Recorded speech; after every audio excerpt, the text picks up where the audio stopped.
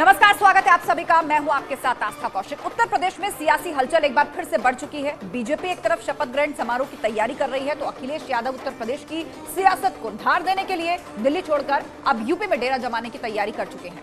इन दो तस्वीरों को आप देखिए। एक तरफ अखिलेश यादव ने लोकसभा स्पीकर ओम बिरला से मुलाकात की और अपना इस्तीफा सौंपा, जबकि दूसरी तस्वीर शपथ ग्रहण समारोह की तैयारियों की है, क्योंकि योगी आदित्यनाथ 25 मार्च को यूपी के मुख्यमंत्री के तौर पर दोबारा शपथ लेने जा रहे हैं। ऐसे में मानकर चलिए कि आने वाले समय में अखिलेश यादव की भूमिका यूपी की सियासत में खास दिखाई देगी, तो सियासी तकरार भी होती रहेगी। मतलब सत्ता में बीजेपी होगी तो अखिलेश यादव यूपी में सदन से लेकर सड़क तक घेरने की रणनीति बनाएंगे। यूपी में योगी सरकार, मंत्रिमंडल तैयार। 25 मार्च को उत्तर प्रदेश में भारतीय जनता पार्टी की सरकार का शपथ ग्रहण कार्यक्रम है। न्योता बहाना, शपथ से दूरी है बनाना। मुझे नहीं लगता कि मैं जाऊंगा, न मुझे बुलाया जाएगा। नहीं बुलाया तो जाएगा आपको कैसे पता कि बुलाया जाएगा? ये ऐसा तो नहीं है कि आप लोग उनकी तरफ से कह रहे हो कि अगर नहीं और सर मुझे तो पता नहीं लिस्ट। योगी के कार्यक्रम से दूरी, अखिलेश की मजबूरी। रखना चाहिए और याद करना भी चाहिए। एक ये शिष्टाचार है और उनके आदरणीय पिताजी ने भी ये शिष्टाचार 2017 में निभाया।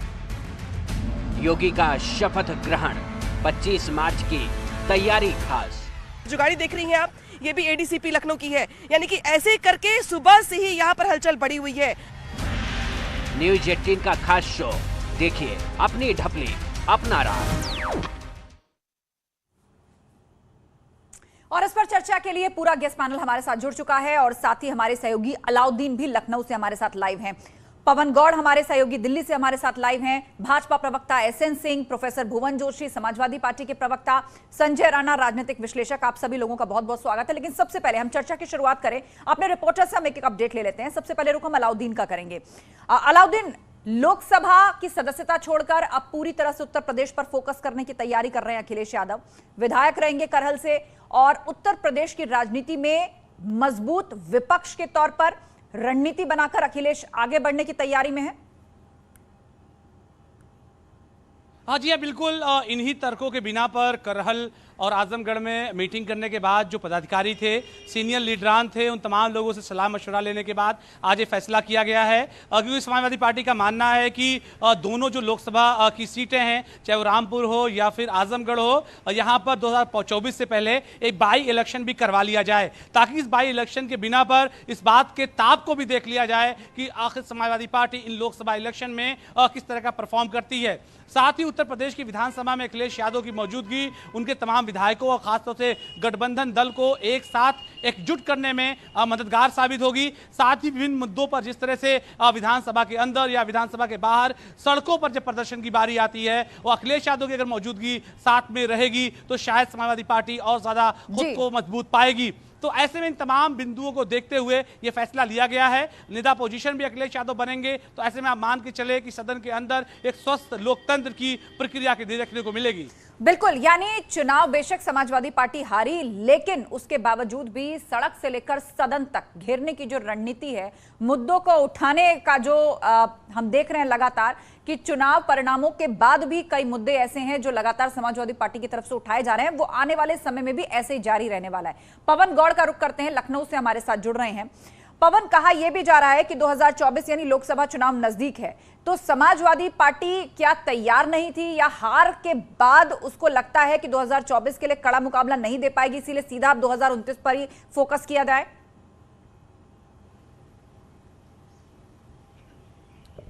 देखिए, क्योंकि जिस तरह से अभी उत्तर प्रदेश में विधानसभा चुनाव हुए, तो उससे इस एक चीज बिल्कुल स्पष्ट थी कि पूरा चुनाव जो है भारतीय जनता पार्टी बनाम समाजवादी पार्टी था, तो सीधे जो अपोजिशन में थी वो समाजवादी पार्टी थी। तो ऐसे में जो अब बीजेपी को अगर घेरने की कवायद समाजवादी पार्टी करना चाहती है, इसलिए अखिलेश यादव अब विधानसभा में बैठ के सीधे भारतीय जनता पार्टी को घेरते हुए नजर आएंगे। क्योंकि जिस तरह से आपने देखा जो 17 से 22 का जो टेन्योर था, तो कई सारे मुद्दे ऐसे थे जहां समाजवादी पार्टी सरकार को घेर घेरने में नाकामयाब साबित हुई थी और कहीं ना कहीं उसके पीछे एक ये वजह थी कि बहुत बड़े चेहरे उत्तर प्रदेश विधानसभा के अंदर समाजवादी पार्टी से उसमें नहीं थे जिनकी आवाज में दम हो।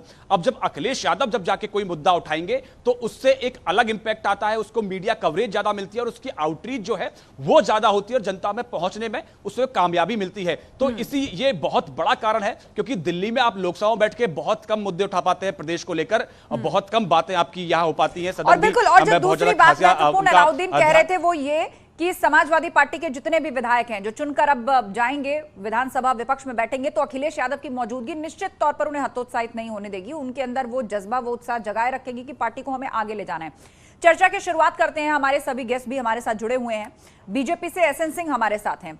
भाजपा इसको कैसे देख रही है? अब फोकस अखिलेश यादव ने साफ कर दिया है कि अब अगला विधानसभा चुनाव उसके लिए ठीक 5 साल पहले से ही सड़क से लेकर सदन तक विपक्ष जो है वो प्रखर रहने वाला है। देखिए, अगर कोई रीजनल पार्टी सीजनल पार्टी हो जाएगी तो निश्चित तौर पे परिणाम ऐसे ही आएगा। अखिलेश जी पद बदल लेंगे, उससे और चीजों में परिवर्तन नहीं होगा जब तक कि कार्यशैली नहीं बदलेगी। समाजवादी पार्टी की कार्यशैली जो अपराधियों का साथ देने का है, एक धर्म के लिए खड़ा होने का, एक जाति विशेष के लिए खड़ा होने का है, जब तक उसमें कोई परिवर्तन नहीं होगा मुझे नहीं लगता है कि उत्तर प्रदेश जाने से कोई लाभ हो पाएगा, क्योंकि वहां की जनता जानती है और इनके कार्यकाल को देख चुकी है। वो मानती है कि ये लोग किस तरह के कार्य को करते हैं। आज देखिए, पूरा उत्तर प्रदेश भारतीय जनता पार्टी के साथ खड़ा है और आगे भी खड़ा रहेगा, क्योंकि हम जो बुनियादी ढांचे में विकास करते हैं, हम अंत्योदय की परिकल्पना को पूरा करते हैं, लोगों को योजनाओं का लाभ देते हैं और दूसरे तरफ केवल नाम समाजवादी। चलिए, तो ये जो विकास की राजनीति है या जो ये विकास का पथ है उसको आप नहीं छोड़ेंगे, उस पर आगे बढ़ेंगे और उसे आप बड़ी मजबूती मानते हैं कि इस बार जो है वो बम्पर जीत एक बार फिर से भाजपा को मिली है और इतिहास यूपी के अंदर भी बना है। रुख करेंगे भुवन जोशी जी का, हमारे साथ समाजवादी पार्टी के प्रवक्ता भी जुड़े हुए हैं। भुवन जी, ये बताइए, कुछ जानकार ये कह रहे हैं कि यादव बहुल सीट आजमगढ़ उसको छोड़कर यादव बहुल सीट करहल से, मतलब सांसद से अब केवल विधायक रह गए अखिलेश यादव। देखिए, मैं कहना चाहता हूँ, हमारे नेता समाजवाद के ध्वजवाहक माननीय अखिलेश यादव जी ने आज जो फैसला लिया है वह एक उत्तर प्रदेश के लिए ऐतिहासिक फैसला है, क्योंकि जो हमें मैंडेट मिला था वो मैंडेट मिला है एक मजबूत विपक्ष का। और आपके चैनल के माध्यम से मैं पहले भी कह चुका हूँ कि समाजवादी पार्टी सड़क से लेकर सदन तक माननीय अखिलेश यादव जी के नेतृत्व में संघर्ष करेगी।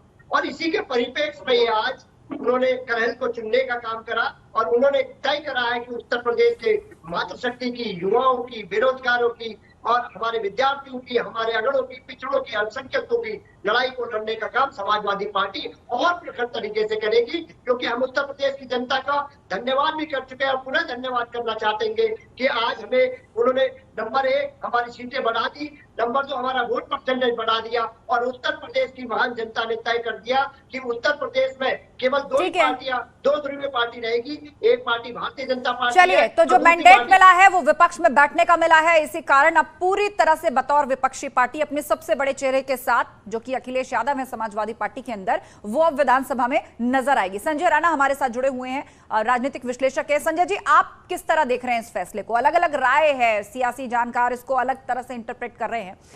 लोकसभा की सीट छोड़कर अब विधायक रह जाएंगे अखिलेश यादव, पूरी तरह फोकस उत्तर प्रदेश की राजनीति पे करेंगे, सेंटर की राजनीति को छोड़कर। इस फैसले को आप किस तरह देख रहे हैं? मैं इसको 2 पार्ट में डिवाइड करके आपको एक्सप्लेन करने की कोशिश करूंगा कि क्यों ऐसा हुआ। देखिए, ऐसा हम तो कहेंगे अखिलेश यादव जी ने बहुत अच्छा कदम उठाया है, क्योंकि कई दिन से डिबेट चल रहा था।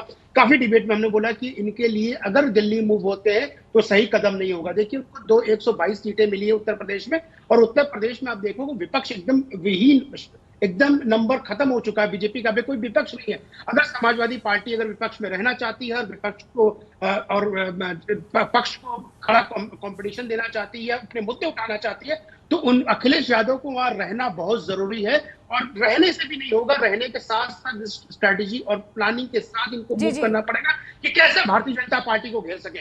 नंबर 2, अगर ये दिल्ली चले जाते हैं, आप समझने की कोशिश करिए, अगर ये दिल्ली चले जाते हैं तो वहां पे राजनीति बदल जाती है, वो अपना फोकस उत्तर प्रदेश में नहीं कर पाएंगे। और रही सेंटर की, तो अखिलेश यादव और मुलायम सिंह यादव में बहुत अंतर है। अखिलेश यादव को लोग अभी नेता, नेशनल लेवल पे नेता के रूप में एक्सेप्ट नहीं करेंगे, इनके साथ कंपटीशन बहुत हो जाएगा।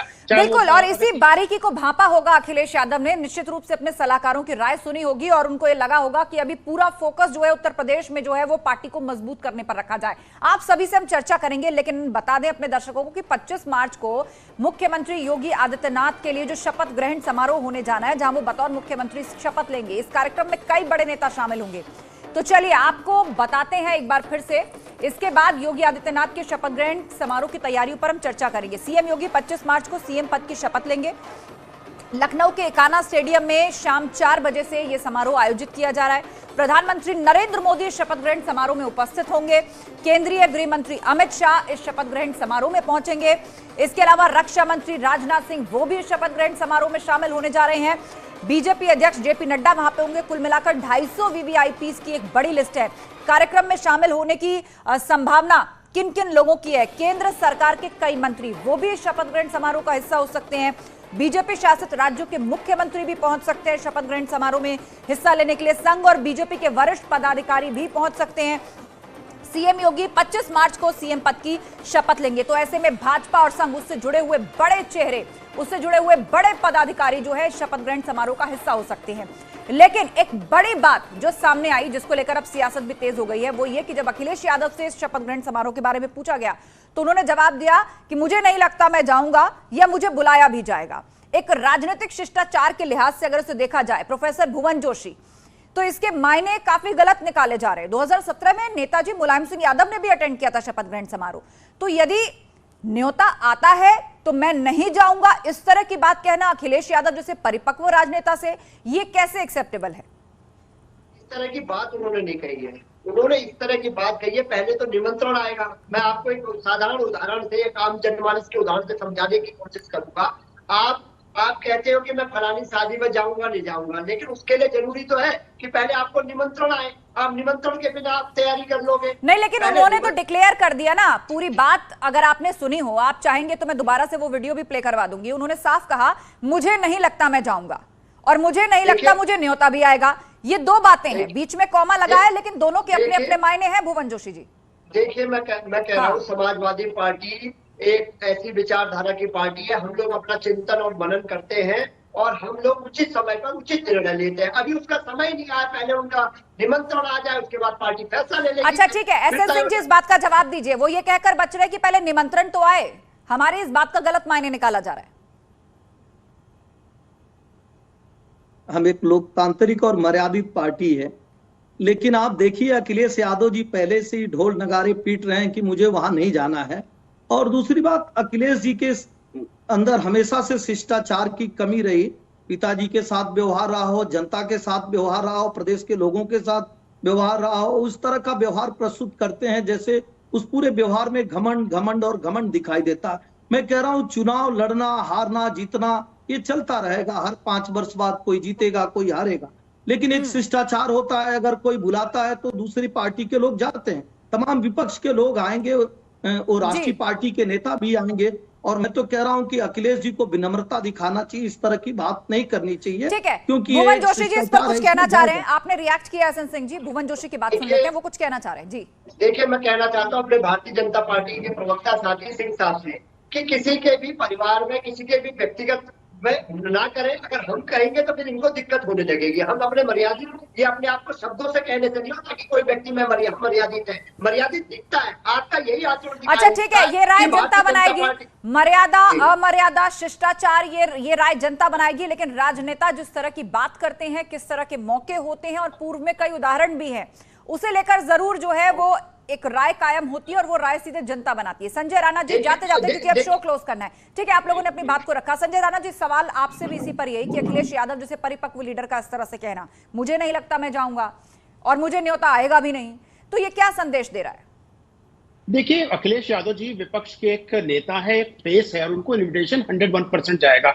लेकिन आई डोंट नो, मैं कई दिनों से देख रहा है कि अजीब से उनके स्टेटमेंट आए थे जो इतने मैच्योर नेता को शोभा नहीं देता। देखिए, ऐसा है कि आप जाए ना जाए, वो आपकी अंदरूनी इच्छा है, आपको जाना है नहीं जाना किसी जगह, आपकी सारी मर्जी पे डिपेंड करता है, इसमें पार्टी को कोई मतलब नहीं है। लेकिन इस तरह के स्टेटमेंट, इस तरह की इमेच्योर स्टेटमेंट, इस तरह के मैच्योर नेता के मुंह से शोभा नहीं देता। देखिए ऐसा बिल्कुल, और लोग इसी पर चर्चा भी कर रहे हैं, लोग इसी पर चर्चा भी कर रहे हैं। और उदाहरण 2017 का दिया जा रहा है जब शपथ ग्रहण समारोह में खुद मुलायम सिंह यादव भी पहुंचे थे। आप सभी मेहमानों का बहुत शुक्रिया इस चर्चा में शामिल होने के लिए। तो 25 मार्च को योगी आदित्यनाथ का शपथ ग्रहण समारोह होना है, उसकी तैयारियां तेजी से चल रही हैं, लेकिन राजनीति इस दौरान किस तरह के टर्न ले रही है वो घटनाक्रम हमने आपको बताया। खबरों का सिलसिला जारी है, आप जुड़े रहिए हमारे साथ।